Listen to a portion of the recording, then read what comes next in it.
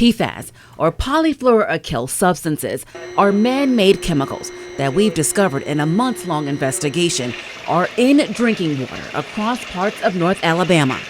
Experts at the Environmental Protection Agency explained during an interview with me on Zoom. And we find it in many sources of water, including groundwater and surface water like rivers and lakes. PFAS are being pulled from sources like the Tennessee River. The chemicals are in the water that flows through pipes at treatment plants we've recently toured across the region. As part of the treatment process, the water settles into rectangular receptacles like these before it's prepared to be pumped into many homes, schools, and businesses for your family to use. The problem with that is, has an increased risk for some cancers. That's why on April 10th, the EPA cracked down and put its first ever national rule in place, limiting 6 PFAS in drinking water.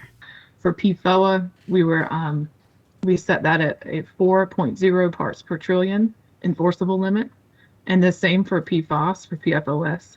It was 4 parts per trillion. It's important to note that each chemical is measured individually. According to the Environmental Working Group study of EPA and ADEM data, some North Alabama water providers, including our 2 largest utilities, Huntsville and Decatur, have test results from 2023 and 2022 showing as much as double of what's now considered the acceptable amount of the 2 major chemicals. Tad Cole, manager of the water department for the city of Florence, telling me during a tour these tests are necessary and don't come cheap. We're paying, just for PFAS testing, we're paying a little over $3,000 a quarter just for those tests. You know, not to mention all of our other tests and analytical data that we have to do.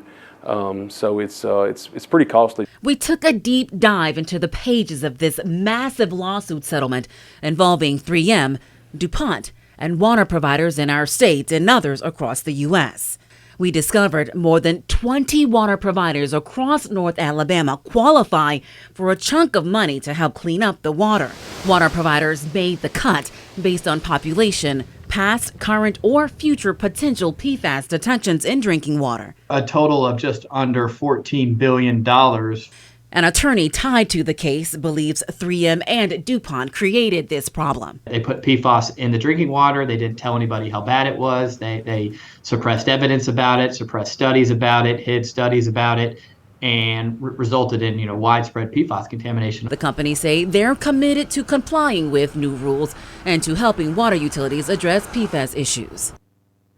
I should mention water providers test for PFAS often, and the numbers fluctuate. You can find digital extras on our website, including links to PFAS reports for your area. Next Monday, June 10th, hear from women who are fighting for their lives. They say their cancers are caused by PFAS contaminated water, which they drink for years, living and working in one North Alabama city.